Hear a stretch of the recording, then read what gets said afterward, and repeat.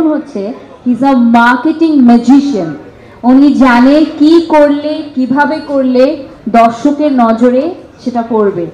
আমি ওনাকে যখন এই পোস্টারটা রিলিজ করলো আমি বললাম, ভাইয়া আমি কি জিন সিনেমা, আপনি কেন দিলেন এটা? আপনি জিন কি জিন এটা তো অডিয়েন্সে জানার দরকার নাই, আমি এটা দিব, এটা আমার দিতে হবে।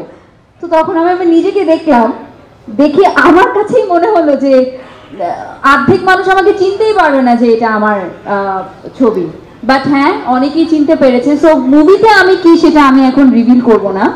তবে আপনি যেটা একটা প্রশ্ন করেছেন আমি প্রস্তুতি নিয়েছি কিনা, আমার 10 বছরের ক্যারিয়ার আব্দুল আজিজের থ্রুতে, জ্যাজ মাল্টিমিডিয়া থ্রুতে 2015 সালে আমি সিনেমাতে পা রেখেছি। এর আগে আমি এই টেলিভিশনগুলোতে উপস্থাপনা করতাম, মানে হাজার হাজার টেলিভিশন শো, স্টেজ প্রোগ্রাম আমি উপস্থাপনা করেছি।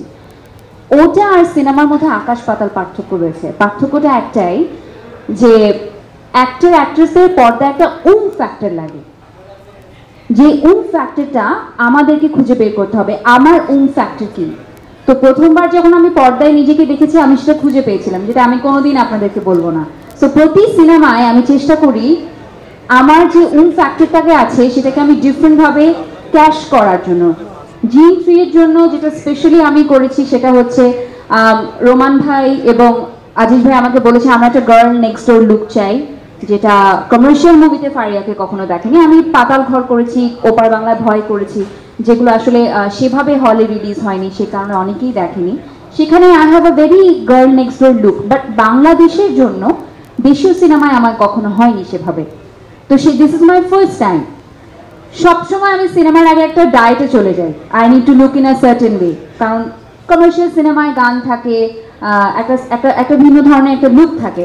বাট এই প্রথম সিনেমা আমি পেট পুরে খেয়েছি, ভাত খেয়েছি, বিরিয়ানি খেয়েছি, যখন যেটা, মানে আম্মুর সকালে নাস্তায় ডিম ভাজি রুটিতে মানানি, কারণ আমার ওয়েটস নিয়ে টেনশন করতে হয়নি। I rather focused on my performance on screen. এই একটা সিনেমার ক্ষেত্রে আমার মনে হয় কোনো স্পেশাল ডায়েটে যেতে হয়নি, কোনো স্পেশাল লুক মেনটেন করতে হয়নি। আমি যে নর্মাল বাসার সেতু, আমার ডাকতাম সেতু, সেই সেতু হয়ে আমি প্রতিদিন ফ্লোরে আসতাম, হালকা একটু মেকআপ করতাম, চুলটা খুলে দাঁড়িয়ে যেতাম। বাকি আমার টেকনিশিয়ানদের ভালোবাসায় আমাকে এরকম দেখা গিয়েছে। আই হ্যাভ টু সে আমাদের ডিওপি, আমাদের লাইটে যারা কাজ করেন, আসলে এনারা না এনাফ ক্রেডিট পান না। এনাদের কারণে কিন্তু আমাদের এত দেখতে সুন্দর লাগে, নাহলে তো আল্লাহর কি দিয়ে পাঠিয়েছে। So I would say these are the preparation I maintain. এবং শুটিংয়ের সময় আমরা বলবো আমাদের একটা ভালো টিম বন্ডিং ছিল আপু, যেটা আসলে খুব কম সিনেমায় আমি পেয়েছি, যে আমরা সবাই একসাথে বসে গল্প করতাম, আড্ডা দিতাম। গল্পে আড্ডায় যে সম্পর্ক কত মধুর হয় সেটা আসলে পর্দায় দেখা যায়, কারণ ওনার সাথে কিন্তু আমার ফার্স্ট টাইম কাজ। কেমিস্ট্রিটা কিন্তু মাঝে মাঝে চোখে চোখে তাকিয়ে ভাইয়া তুমি একটু এরকম আমি একটু এরকম হয়ে যায়। এই যে মাধুর্যটা, এটা আসলে অনেকটা বন্ধুত্বের কারণেও হয়েছে। So I think I hope I answered your question. Thank you so much.